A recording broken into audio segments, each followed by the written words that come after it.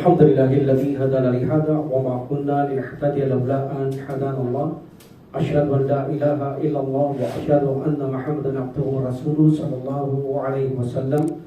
السلام عليكم ورحمة الله تعالى وبركاته. Waalaikumsalam. Alhamdulillah, dadako tayo sa ating susunod na papasaid, Aqidah Wasatiyah.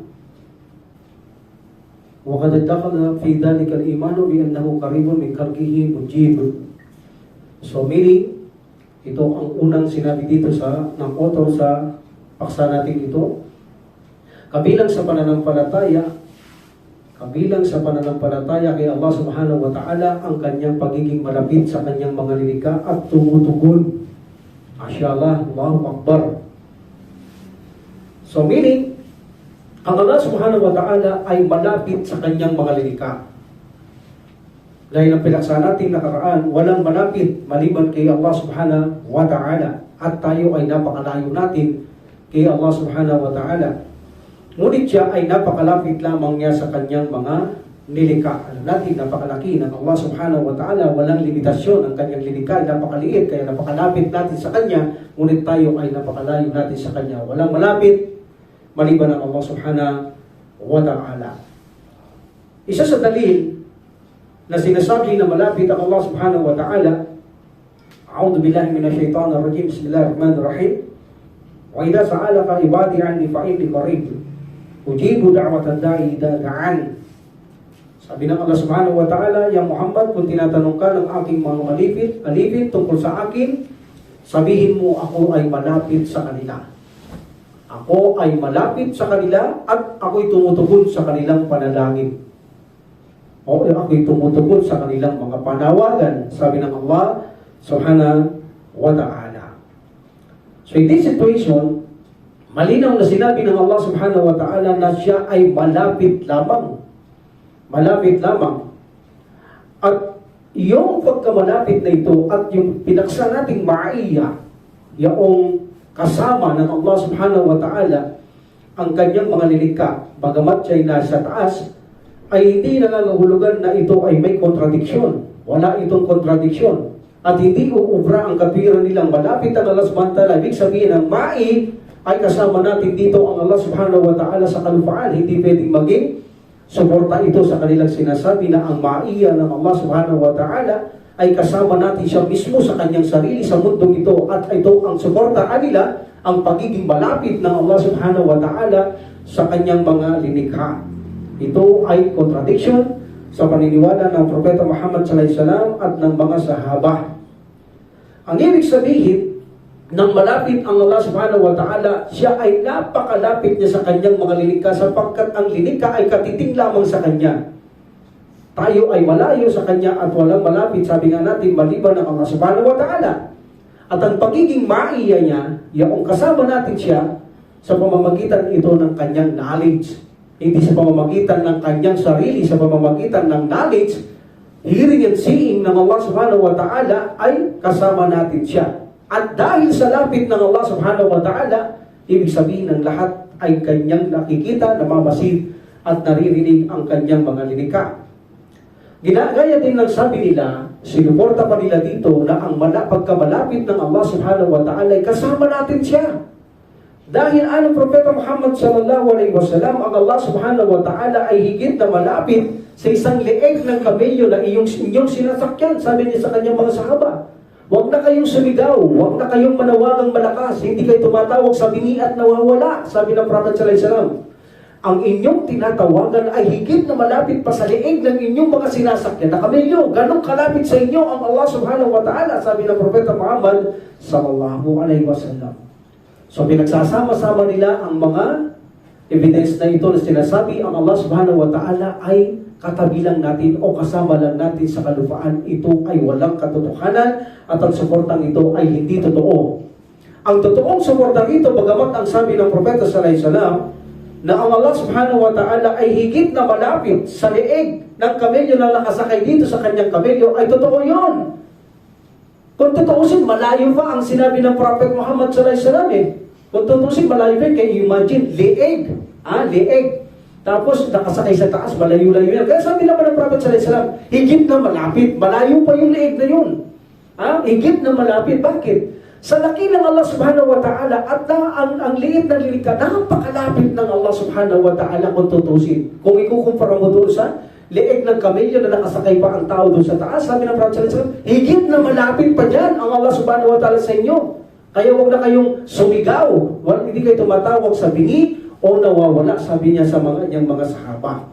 So meaning ang kanilang mga suporta dito na sinasabi ng Allah subhanahu wa ta'ala ay malapit, meaning kasama natin siya.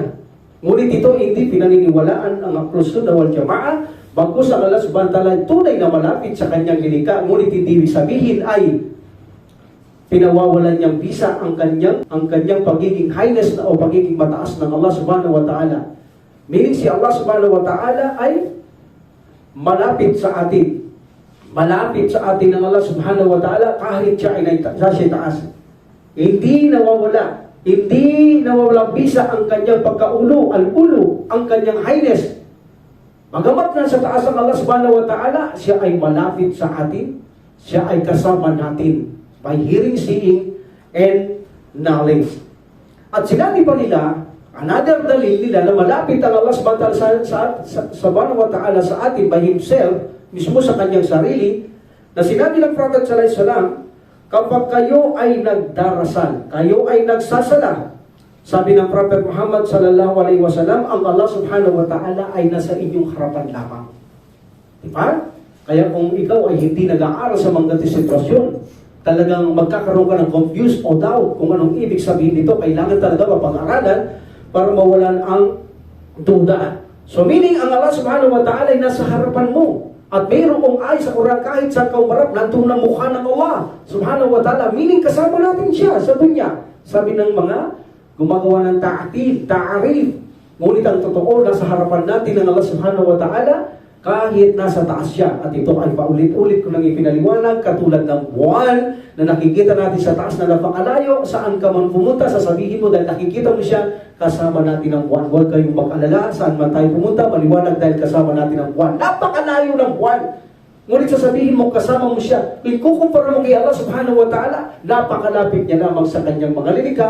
That's why higit na maaari sabihin na ang Allah subhanahu wa ta'ala ay kahit saan tayo marap nandun ang kanyang muka, at kapag tayo nagsasala ay nasa harapan natin ng Allah subhanahu wa ta'ala, ngunit hindi nawawalang bisa ang kanyang kataas-taasan, sinananatili sa mataas habang kasama natin ang Allah subhanahu wa ta'ala, habang nasa harapan natin ang Allah subhanahu wa ta'ala. Actually, kung tutuusin, itong pagiging malapit ng Allah subhanahu wa ta'ala ay sumusuporta sa ma'iyah, yung kasama natin. Dahil pinaliwanag natin ang ibig sabihin ng with or kasama natin, tatlo ang kahulugan nito. Unang-una, pwede nating sabihin na ang mainit na tubig ay may magkasama ang kape. Okay? O gatas at kape. Meaning, ang gatas kasama ng kape. Water with the milk. Or you can say, coffee with the milk. So that is a ma'i. Meaning, mix. Another definition of ma'i, yung nasa tabi mo siya. Kasama mo siya sa tabi mo. At another meaning ng ma'iya, kung hindi mo nakikita o nakikita mo man napakalayo niya, siya ay kasama mo.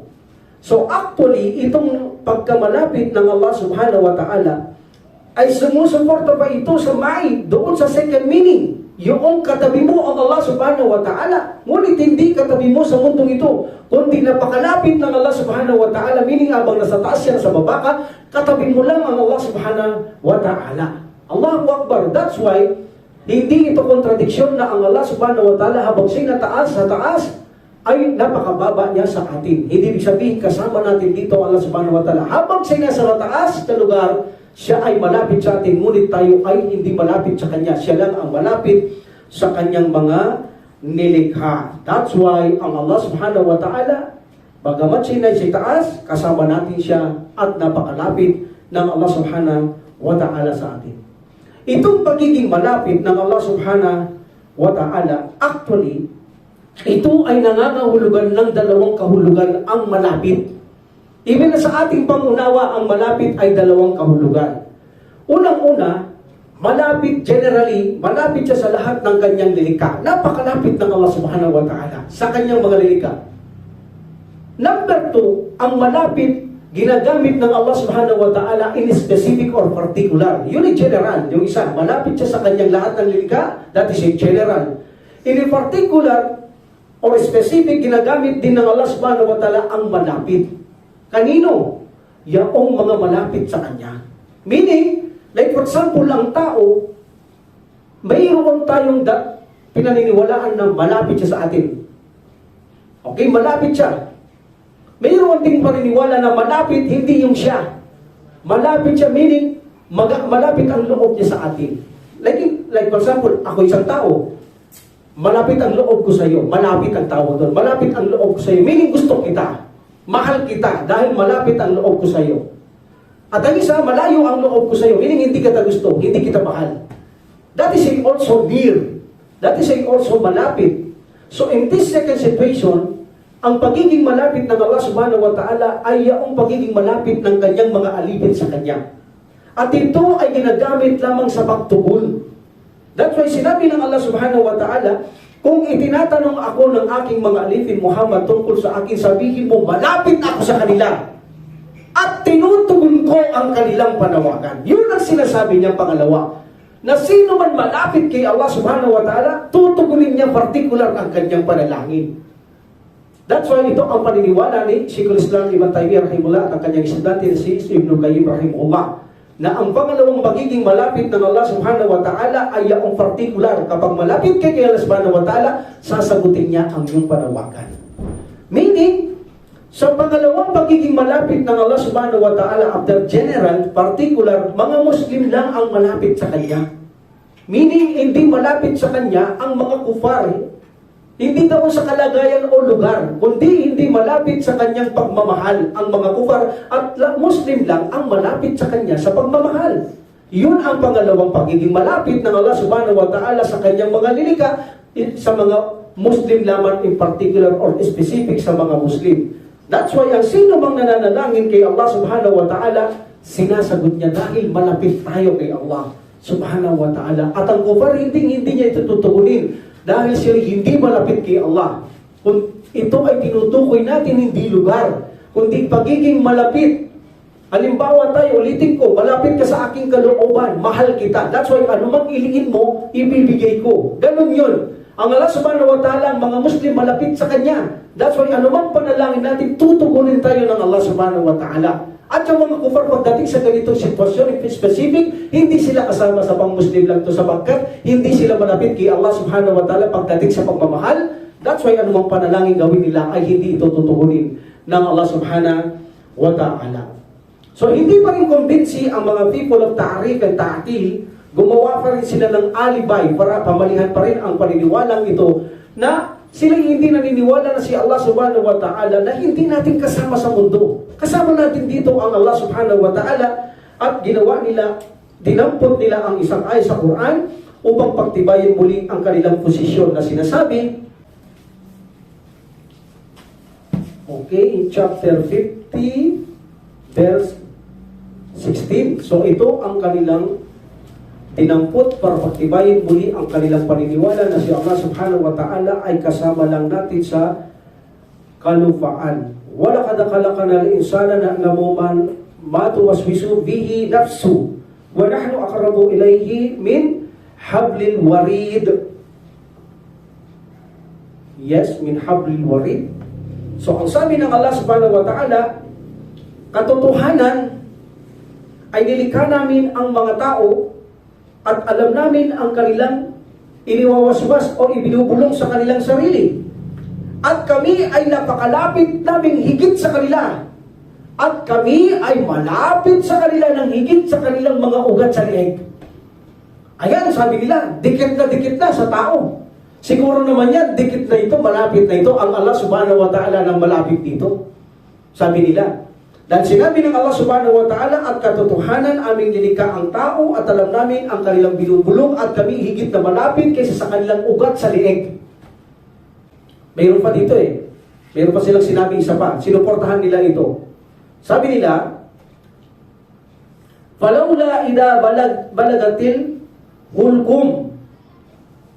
Okay? Wa antum hidaidin tandurun. Wa nahnu aqrabu ilayhi minkum walakin la yubasirun. Sabi nila, sa aya ulit, bakit sabi ng Allah subhanahu wa ta'ala hindi nila pinanghahasan nang ang kaluluwa ng namamatay ay dumating na sa kanyang lalamunan? Meaning yung mga kanyang pamilya nakatingin, bakit hindi nila panghahasan kontra niya na hindi siya mamatay? Bakit hindi nila pinanghahasan nang ang kaluluwa ay maabot na sa lalamunan? At sa sandaling yun ay nakatingin lamang kayo. Ngunit ang totoo, kami ay higit na malapit kaysa sa inyo. Ngunit nakatingin na sila sa kami ng patay. Ngunit mas malapit pa kami sa inyo, sabi ng Allah subhanahu wa ta'ala, ngunit hindi nyo nakikita. Mas malapit pa kami sa inyo, meaning doon sa patay na yun, kaysa sa inyo, ngunit hindi nyo nakikita.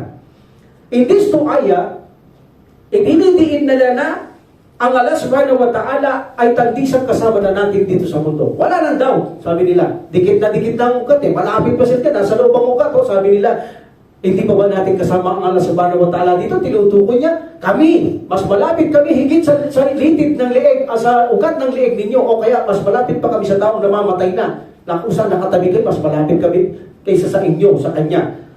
So, paano natin ito tutugunin?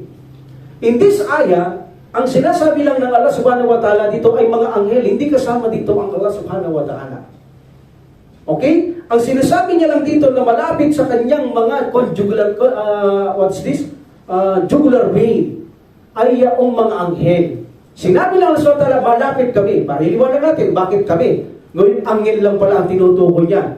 Anghel lang ang tinutukoy ng Allah subhanahu wa ta'ala sa mga, sinasabi niya, mas malapit kami sa leeg ng inyong mga leeg, mga ugat ng leeg, mas malapit kami sa inyo. Ang tinutukoy niya dito ay ang pagiging malapit ng mga anghel. What is the dalil? Sapagkat ang mga anghel na ito, sabi ng Allah subhanahu wa ta'ala, bigyan natin ng dalil, suporta sa atin, idayatalakka. Okay? Idayatalakkat mutalakkiyani. Sabi ng Allah subhanahu wa ta'ala, anil yamini wa anil shimai kaid. Sabi ng Allah subhanahu wa ta'ala, at alalahanin ninyo ang dalawang nagbabantay na mga anghel. Ang dalawang nagbabantay na anghel na nakatalaga sa inyo sa kanang bahagi at kaliwa. Kanang bahagi at kaliwa upang malaman ang iyong gawa at maitala. Ang mga anghel ito nakapasok sa katawan ng tao. That's why, mas malapit talaga ito sa ugat ng leeg dahil pasok sila sa katawan ng tao. Ito ang tinutukoy ng Allah subhanahu wa ta'ala na mas malapit pa kami sa inyo sa mga ugat ng inyong leeg, meaning ang kanyang dalawang malaika na tagapagtala ay nakapasok sa kaliwat kanan ng tao. Of course, malapit sila, pasok sila. Ang ugat ng leeg nasa labas lang ng balat, nasa loob lang ng balat, samantalang sila, tapos sila nasa loob natin.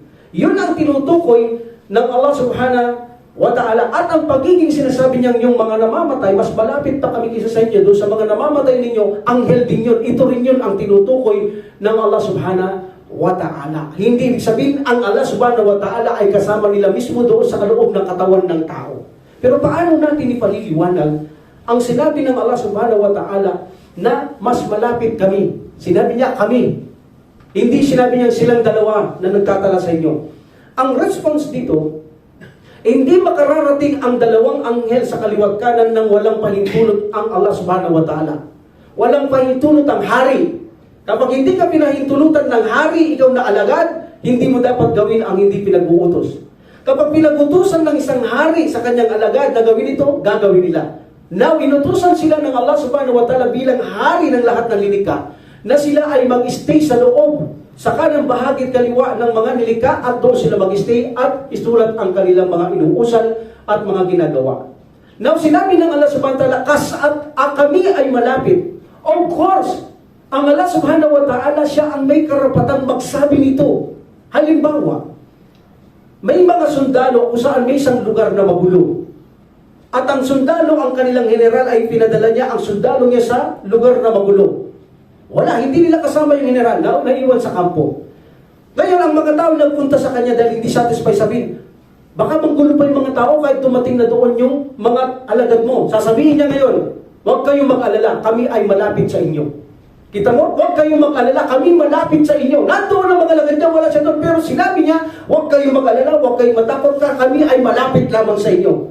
Dahil siya ang nag-uutos, may karapatan siyang sabihin niya, kami malapit sa inyo. Ganon din ng Allah subhanahu wa ta'ala. Dahil siya ang nag-uutos ng karapatan niya na sabihin na malapit kami sa inyo. Dahil hindi utos ng Allah subhanahu wa ta'ala, hindi magiging malapit ang mga anghel. Yun ang ibig sabihin. Walang pinagkaiba ito sa sinabi ng Allah subhanahu wa ta'ala, ako ang humuhugot ng kaluluwa o nagbibigay ng kamatayan. Sa isang aya, ang mga anghel ang humuhugot ng kaluluwa. Kung titignan mo, kontradiksyon. Ang sinabi ng Allah subhanahu wa ta'ala, ako ang humuhugot ng kaluluwa o nagbibigay ng kamatayan. O humuhugot ng kaluluwa. Sa isa ang mga anghel ang humuhugot. Sino ba talaga ang humuhugot ang nagbibigay ng kamatayan ng mga anghel? Ang Allah subhanahu wa ta'ala. Bagamat ang Allah subhanahu wa ta'ala ang hindi huhugot, hindi niya huhugutin ng kaluluwa. Pero siya ang sinabi niya, ako ang humuhugot o nagbibigay ng kamatayan. How? Dahil kung hindi niya naman inutos sa mga anghel na kunin ang kaluluwa, hindi kukunin ng mga anghel. Kaya lang kinuha ang kaluluwa ng mga anghel because of the order. Utos ng Allah subhanahu wa ta'ala. That's why sinabi niya, ako ang humuhugot ng kaluluwa. Meaning, ipinag-uutos ko paghugutin, hugutin. Pag sinabi ko hindi. Meaning, ako ang nagbibigay ng kamatayan. Kapag gusto kong pahugot ang kaluluwa, uutusan ko ang mga malaika para kunin ang mga kaluluwa ng tao para sila ay mamatay. That's why sabi ng subhanahu wa ta'ala, ako ang nagbibigay ng kamatayan o humuhugot ng kaluluwa ng mga tao. Meaning, sa pamamagitan ng kanyang utos, huugutin nila ang kaluluwa. Sino humuhugot? Ang Allah? Hindi niya hinugot ang Allah, hinugot ng mga anghel. Pero kanino ito pag-uutos? Kay Allah. That's why consider siya na siya ang may karapatang magsabing siyang nagbibigay ng paghugot ng kaluluwa o pagbibigay ng kamatayan, hindi ang mga malaika. Kaya karapatan ng sabihin na samantala akong nagbibigay ng kamatayan, samantalang ang anghel ang kukuha ng kaluluwa, hindi naman siya. Pero consider ito na siya ang kumuha ng kaluluwa sapagkat utos niya yon. Kung walang utos, hindi kukunin ng kaluluwa. That's why, generally, ang Allah subhanahu wa ta'ala ang nag-uutos o nagbibigay ng kamatayan at kumukuha ng kaluluwa ng mga lilikha. Ganon din ito. Kami ay maigit na malapit sa inyong mga ugat sa leeg. Meaning, dahil sa utos ko sa dalawang anghel na nandyan na sa inyong tabi, sa loob ng inyong katawan, karapatan niyang sabihin na kami ay higit na mas malapit dahil kung wala ang utos ng Allah subhanahu wa ta'ala, wala doon ang mga malaika na nagtatala sa loob ng katawan ng tao.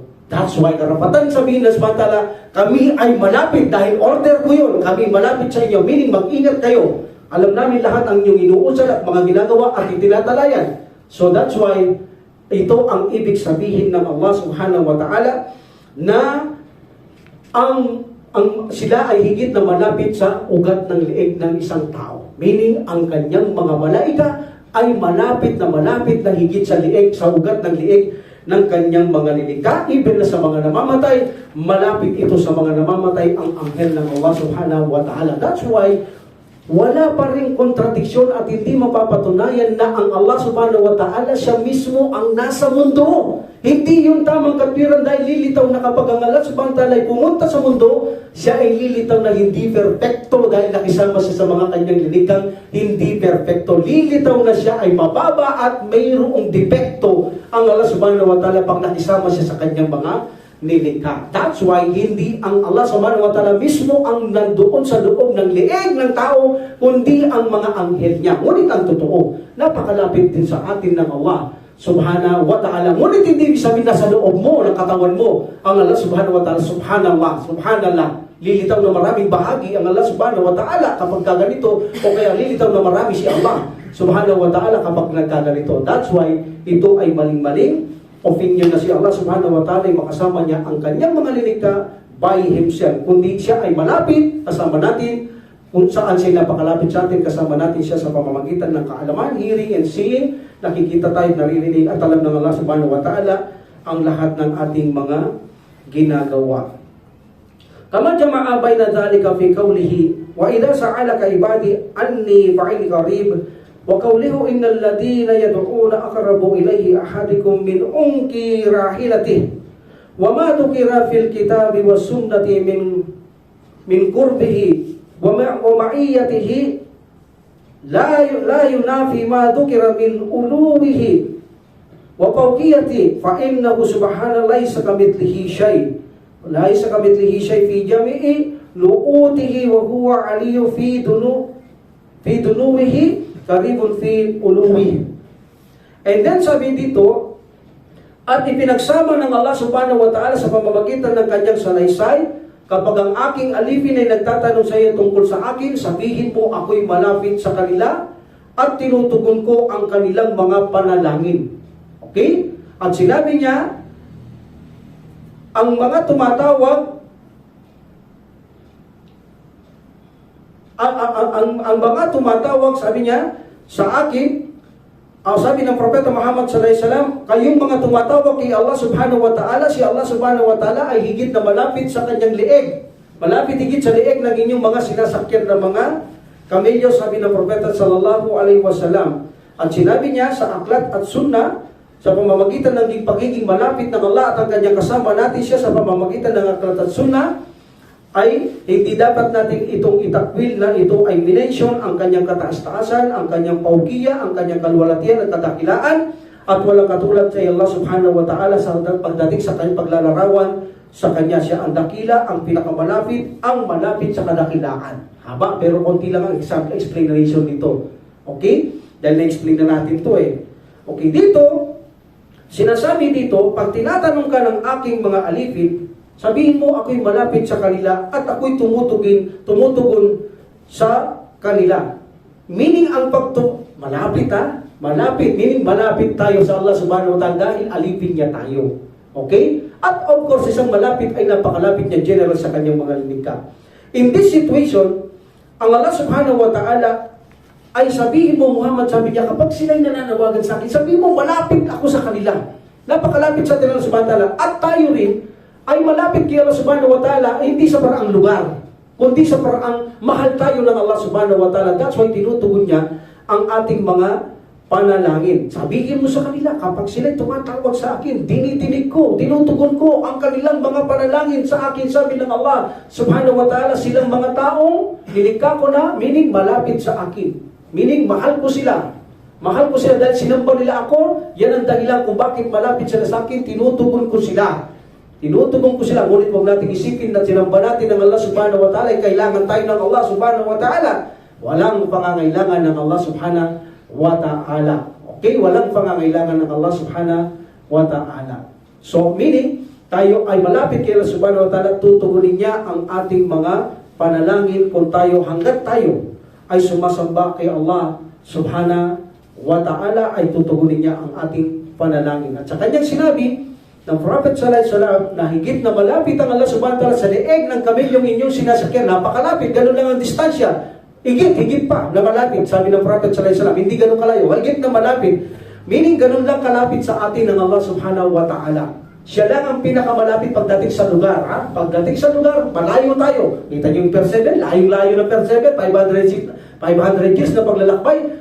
Sa Kanya, napakalapit lang natin sa Kanya. Napakalaki at walang hanggan, walang limitasyon ng Allah subhanahu wa ta'ala. Napakaliit na lilikha tayo, katiting na lilikha tayo ng Allah subhanahu wa ta'ala. Alam niyo ba yung kursi ng Allah subhanahu wa ta'ala, yung apakan ng paa? Pero hindi naapakan ito ng Allah subhanahu wa ta'ala, apakan ng paa, dati si kursi. Baka sabihin niyo, may kursi ang Allah subhanahu wa ta'ala, ang trono niya, apakan niya, umuupo siya. Hindi umuupo ang Allah subhanahu wa ta'ala sa trono. Lilitaw na malaki pa ang trono sa Kanya. Meaning, yung kursi na yun, sabi ng Prophet sallallahu alaihi wasallam, ito ay saklaw niya ang 7 langit at lupa. Ganun nakalaki yun. Yung apakan lang ng paa niya, baga sa upuan ng mga, pag nagpapagupit kayo ng barbero, nakikita yung apakan ng paa like that. Kung yun ay ang upuan ng Allah, ang kanyang trono, itatapon mo yun, parang singsing lang na itinapon mo sa malaking disyerto. Ganun kalawak ang trono ng Allah subhanahu wa ta'ala. Tapos yung kursi niya, katiting lang doon sa disyerto na parang singsing na itinapon mo sa malawak na disyerto. Ganun kalaki yun. Napakalaki na yaon, subhanallah. Ngunit ang Allah subhanahu wa ta'ala, higit na malaki doon ang Allah subhanahu wa ta'ala. Ang kanyang lilikhang niya na ganun kalaki, napakatiting sa kanya, kakarampot sa kanya. Di ba? Sa araw ng paghukom, pagugulungin niya ang mundo sa kanyang palad. Iwawasakin niya ito. Iwawasakin niya sa kanyang kamay, palad ang mga yaan. Kaya may palad ang Allah subhanahu wa ta'ala. So, meaning napakaliit ng lilikha. That's why napakababa ng Allah subhanahu wa ta'ala sa atin. Samantala sa atin, napakataas naman ng Allah subhanahu wa ta'ala. That's why si Allah subhanahu wa ta'ala namamasid niya at nakikita niya tayo lahat, naririnig niya tayo lahat dahil napakababa lang sa atin ng Allah subhanahu wa ta'ala. At ang kanyang paningin ay walang hangganan. Naririnig niya ang lahat, pati huni, mga echo, mga lahat, mga bulong ng damdamin, at lahat ng sinasabi ng tao ay naririnig ng Allah subhanahu wa ta'ala.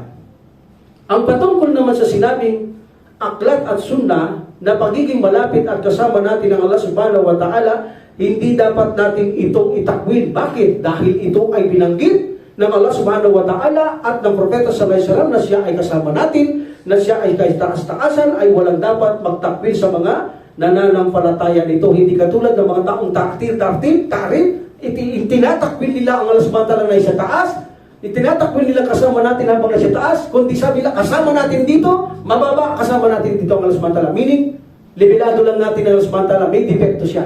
Kapantay lang natin ng Allah subhanahu wa ta'ala. Samantala, ang akida ng Ahlus Sunnah wal Jamaah, hindi pwedeng paligiran ng Allah subhanahu wa ta'ala ng kanyang mga linikha, dahil ang Allah subhanahu wa ta'ala kataas-taasan, hindi pwedeng tumaas o pumantay man sa kanya. Ang kanyang mga linikha, nananatiling mataas sa lahat ng linikha ng Allah subhanahu wa ta'ala, si Allah subhanahu wa ta'ala. So, patungkol naman sa kanyang mga description, ang paglalarawan, dakila ang Allah subhanahu wa ta'ala, anuman ang kanyang inilarawan sa kanyang sarili, pangalan o katangian, ito ay hindi natin pwedeng gawin ta'til, ta'rif, ta'jib, and ta'til. Hindi natin pwedeng gawin ang mga yaan.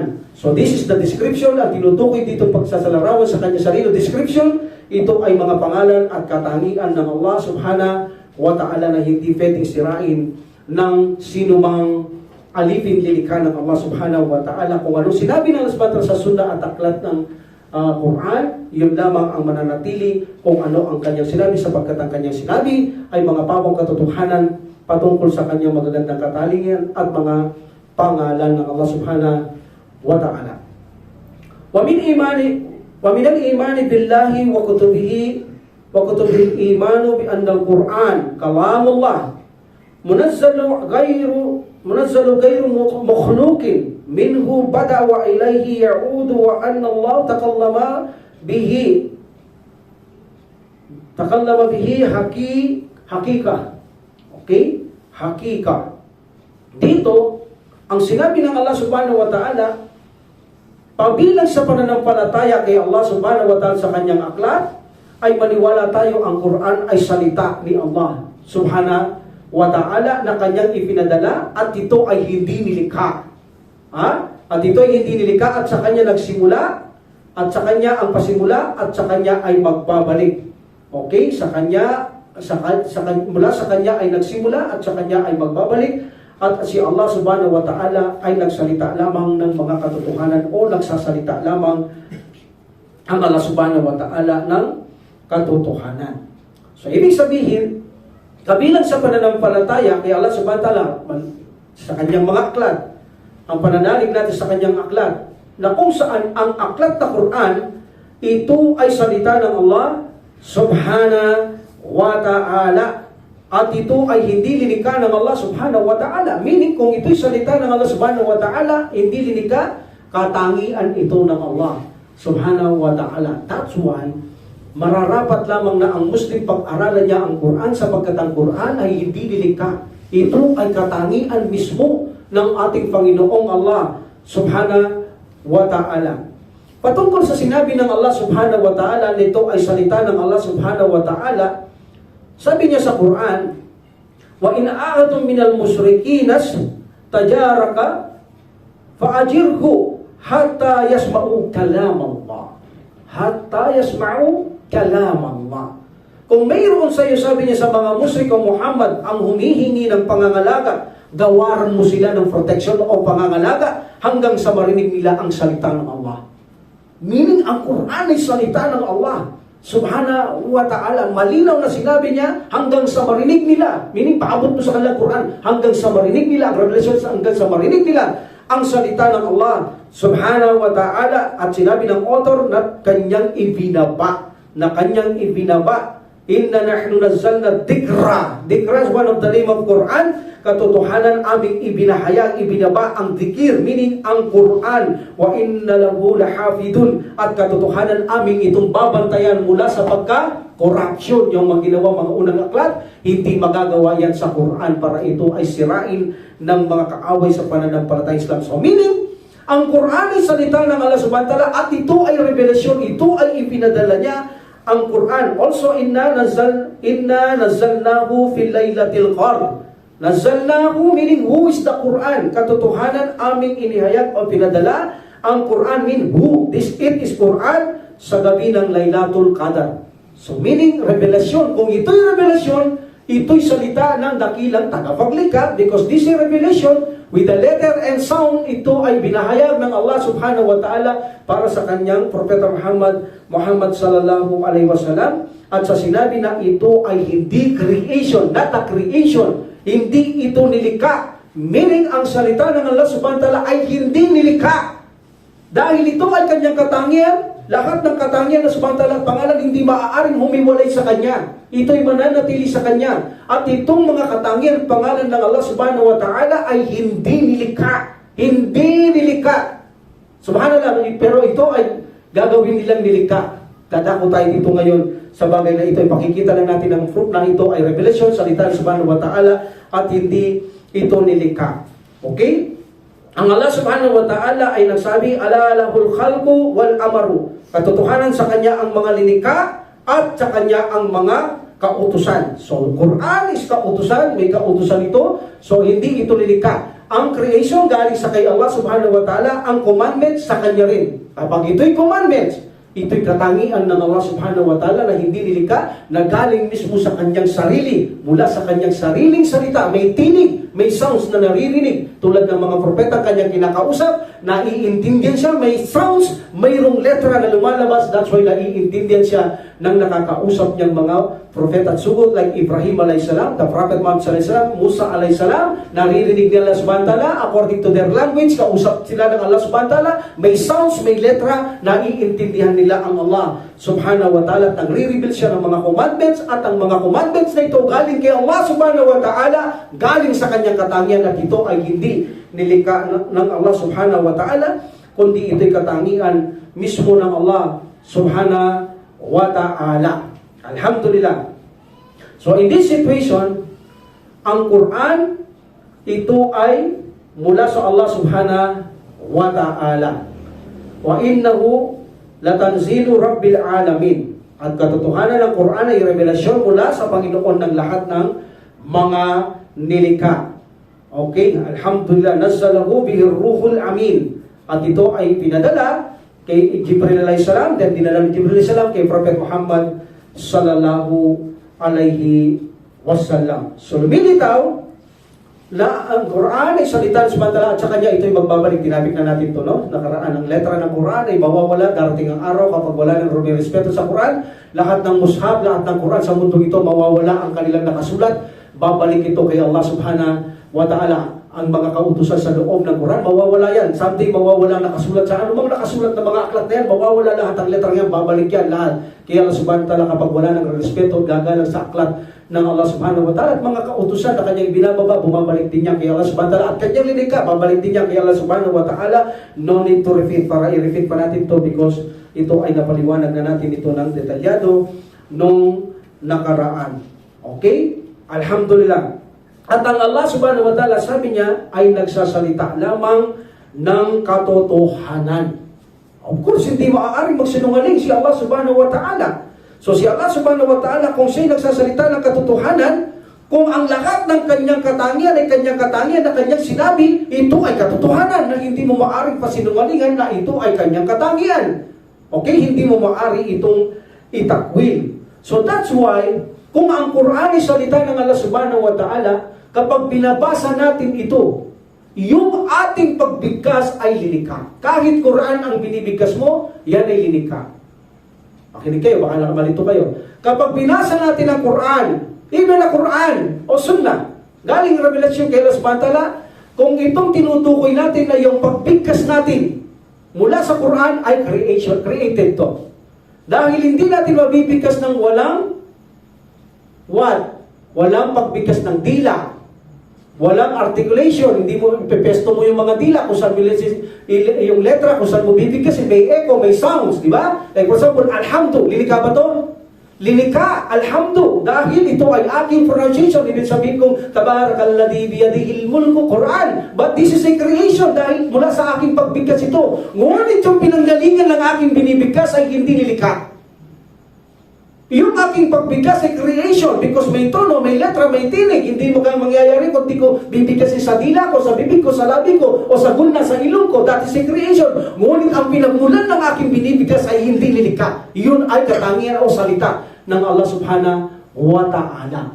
Kung sino man ang bumibigkas nito ay creation. Sino man ang nagpapahayag, nagkakalit nito ay creation. Ngunit ang pinagmulan nito ay yung salita ng subhanahu wa ta'ala. Kung saan yung binibigkas mo ng galing sa Quran, yan ay hindi creation, yan ay salita ng Allah subhanahu wa ta'ala.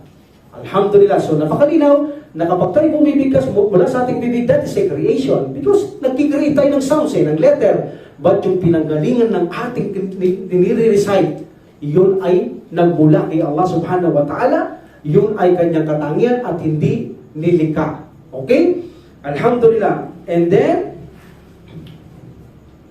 وأن هذا القرآن الذي أنزله على محمد هو كلام الله وكلام الله حقيقة لا كلام غيره. At sinabi dito na ang Quran ay reveal kay Muhammad sallallahu alaihi wasallam, ito ay salita ng Allah subhanahu wa ta'ala sa katotohanan at hindi salita ito ng ninuman. Hindi salita ito ng ninuman. Okay. So this situation, actually, ang author ni-repeated dito. Bakit kaya? Because may malaking katayuan ito, kadahilanan kung bakit inire-repeat niya ang ganitong mga bagay. Sapagkat dito ay marami ang gumawa ng mga scholar na sinasabi na lumiis sila at niligaw nila ang mga komunidad ng mga Muslim dahil sa kanilang mga paniniwala iba't iba sa pagpapaliwanag sa salita ng Allah subhanahu wa ta'ala. Hindi nila matanggap na si Allah ay nagsasalita. Hindi nila matanggap na sila nagsasalita, may pananalita. Kapag sila samantala nagsasalita, may pananalita, katulad lang yung mga nalika. Sabi nila, that's why hindi nagsasalita ng Allah subhanahu wa ta'ala. Paano nila ipapaliwanag yun? Paano nila ipapaliwanag na ang revelasyon ay may letra, may tinig, may tunog? Paano nila ipaliliwanag yun? Kung ang Allah subhanahu wa ta'ala ay hindi nagsasalita. So meaning, na ipapaliwanag nila yan sa pamamagitan ng hikaya or hibara. I think this is the next. Ikaya or ibara. Ikaya, sabi nila, ang subhanahu hindi nagsasalita yan. Walang bibigyan. Kapag may bibigyan, katulad natin yan. Hindi nagsasalita. Lalo sa kamitlisay, walang bibig, walang pananalita. Kapag nagsasalita, katulad natin siya. Sabi nila, by way of ikaya, ang Allah subhanahu wa ta'ala ay lumilika kung anong gusto niya sabihin, magkakaroon ng echo. At kung anong gusto niya sabihin, hindi siya magsasalita. Doon lalabas, doon sa nilikha niyang echo, ang kanyang sasabihin na revelasyon. Echo lang, nilikha niyang echo. Parang ito, nagsasalamin sa isang salamin. Meaning, ang echo na lumalabas doon, na nilikha ng Allah subhanahu wa ta'ala, kung ano ang gusto niyang sabihin, doon lalabas, hindi siya magsasalita, walang letra, walang tinig, kundi sa nilikha niyang echo, doon lalabas ang kanyang revelasyon. Ibara, sabi ng iba, ibara. Naglikha ng letra ang Allah subhanahu wa ta'ala, at ang mga letrang ito ay may tunog. May tunog. At ang letrang may tunog na ito, sila ang nagsasalita. Kung anong gusto ng Allah subhanahu wa ta'ala mangyari yung magsalita o sa ipahayag, yun ang magsasalita. Yung mga letrang kanyang, mga lilikang letra, bawat letra magkakaroon ng tunog, yun ang magre-revelasyon. Like Musa, kung napakita sa mga kumpar, may nagsasalita doon, di ba? Tapos nasusunod yung mga tablets, sumusulat yung letra. Ginawa nilang ganun. Yung letra, nalinig ka, mayroong tono, at tapos sumusulat doon sa tablet ni Musa. Ginawa nilang ganun ang Allah subhanahu wa ta'ala. Hindi nagsasalita siya samantala bagkus, naglikha siyang letra at binigyan niya ng tunog kung anong gustong saysay ng Allah samantala sa kanyang loob. Doon lalabas sa letra, nilikha niya, tapos magsasalita yung letra. Yun ang revelasyon. Subhanallah. That's why, lumilitaw na hindi nagsasalita ng Allah subhanahu wa ta'ala ng katotohanan na galing sa kanya kung ganito ang interpretasyon. That's why walang katotohanan yun. Ang Allah subhanahu wa ta'ala kapag nagsalita siya, galing mismo ito sa kanya. Si Allah subhanahu wa ta'ala, mayroon siyang pananalita. Kaya niyang magsalita at kaya niyang pasalatahin kahit walang buhay.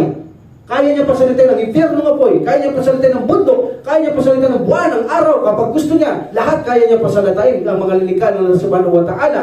At ang Allah subhanahu wa ta'ala nagsasalita din, pero hindi natin katulad ang kanyang mga pagsasalita. Either sa tinig, sa tono, hindi natin katulad ang Allah subhanahu wa ta'ala. Walang katulad ang kanyang tinig, ang kanyang sounds.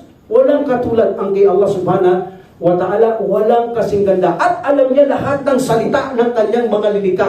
Wala siyang hindi alam. Dahil sa araw ng paghukom na huhusgahan niya mga Muslim. International ito, lahat ng Muslim sa mundo. Huhusgahan niya na hindi niya kailangan ang interpreter para i-interpret niya kung anong lahi ito para malaman lang ng Allah subhanahu wa ta'ala ang ibig sabihin ng tao to. Hindi. Lahat ng kanyang huhusgahan, kung anong kanyang salita, alam niya ng Allah subhanahu wa ta'ala kung paano niya kakausapin, naiintindihan niya lahat ang kanyang mga lilikha, anumang salita, mayroon sila. So meaning, ang Allah subhanahu wa ta'ala ay nagsasalita din, ngunit hindi katulad ng kanyang mga lilikha, ang kanyang mga tono, ang kanyang mga tinig, walang katulad ang kay Allah subhanahu wa ta'ala. At tiyak na ito ay walang kasing ganda dahil ito'y katangian ng Allah subhanahu wa ta'ala na siya ay nagsasalita. At kapag nagsalita ng Allah subhanahu wa ta'ala, may titik, may tono, may titik, may sounds. Sapagkat, ano ang proof natin may titik?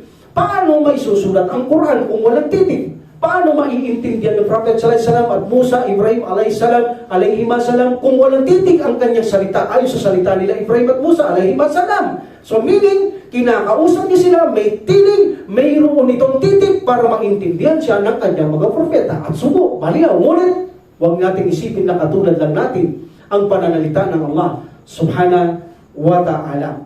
In this situation, sinabi dito na ang Quran ay revealed sa iyo Muhammad at ito ang salita ng Allah subhanahu wa ta'ala sa katotohanan. So, katotohanan salita daw ng Allah.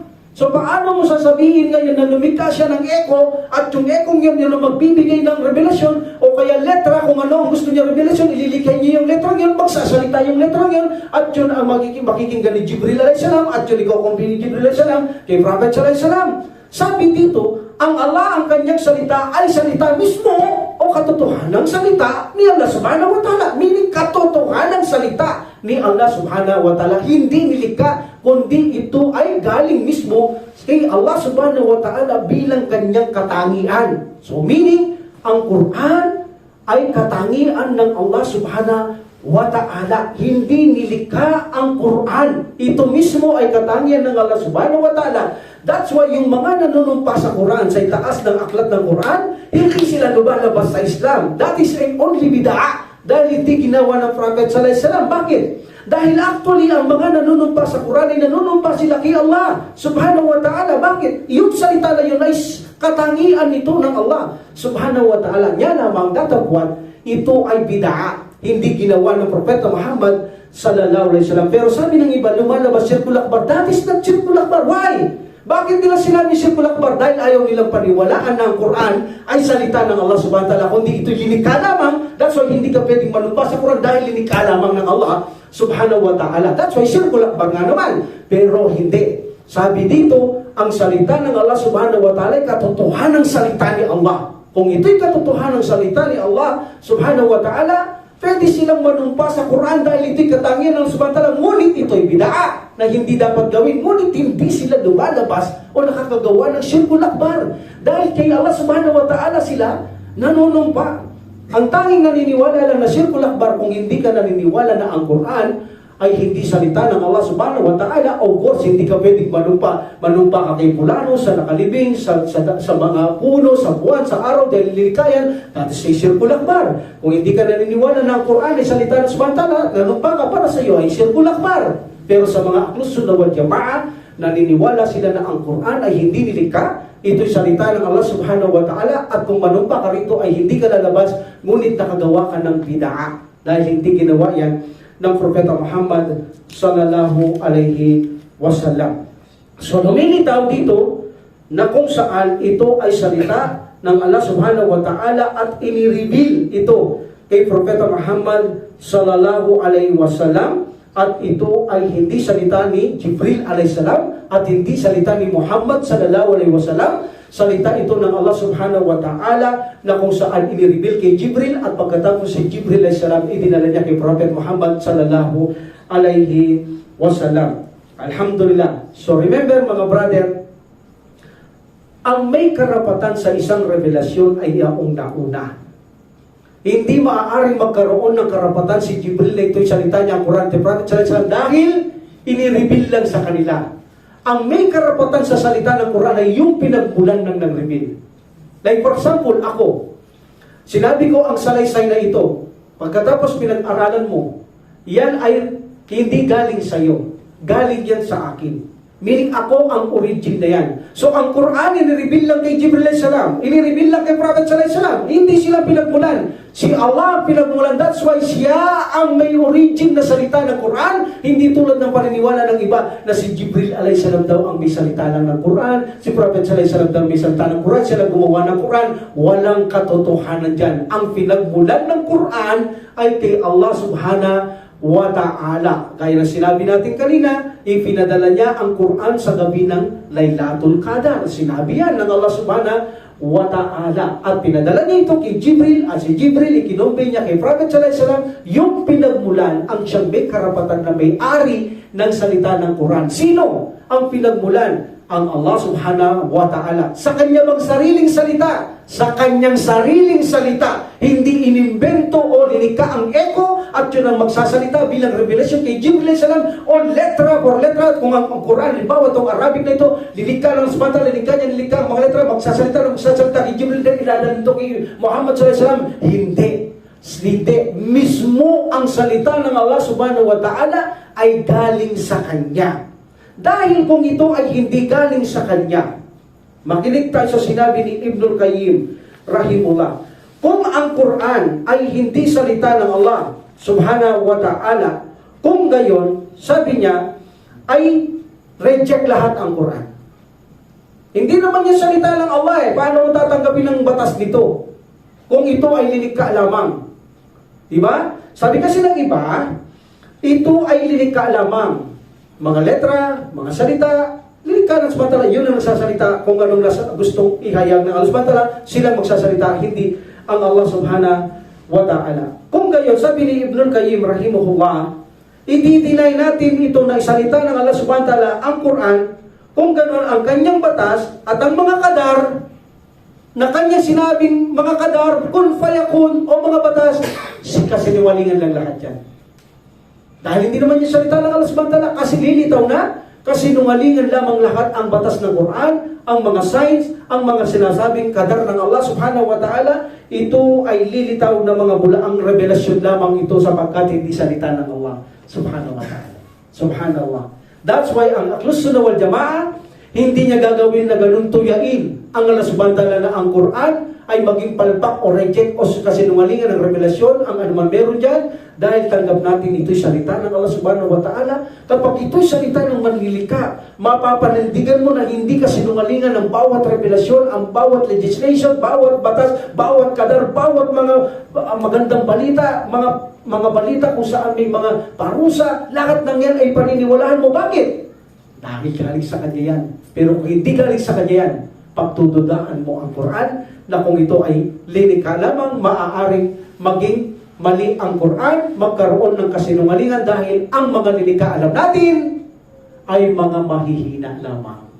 Ang mga lilikha ay depektibo ang mga nilikha. Kaya kung ang Quran ay nilikha, magkakaroon yan ng depektibo dahil nilikha lamang. Lahat ng nilikha ng Allah, remember, mayroong depektibo. Ang alalamang subhanahu wa ta'ala ang walang depektibo. That's why kapag kinilikha niya rito, magkakaroon ng depektibo tulad ng mga tao na gumagawa ng aklat, maraming masusumpungan ng mga contradiction at depektibo dahil nilikha ang tao. Ganun ang mangyayari. So dahil ito ay hindi nilikha ng Allah, hindi mo masusumpungan ng kamalian at contradiction dito dahil katotohanan ito ay kanyang salita, galing mismo sa kanya at ito ay hindi nilikha ng Allah subhanahu wa ta'ala. Remember, lahat ng nilikha ng Allah subhanahu wa ta'ala, marupok, mahina at may depektibo. Samantalang ang Allah subhanahu wa ta'ala, katangian niya at pangalan, walang depektibo, lahat ay perpekto, ang kanyang pangalan magaganda at katangian. That's why kung ito ay katangian ng Allah subhanahu wa ta'ala, ang Quran mismo sa kanyang salita, siguradong 100% walang depektibo ito sapagkat katangian ito ng Allah subhanahu wa ta'ala. We will stop here. We will continue this next week insyaAllah. Wa akhiru da'wati alhamdulillahi rabbil alamin wa salatu wa salam ala rasulillah. Subhanaka Allahumma wa bihamdika asyhadu an la ilaha illa anta astaghfiruka wa atubu ilaik. Assalamualaikum warahmatullahi ta'ala wabarakatuh. Allah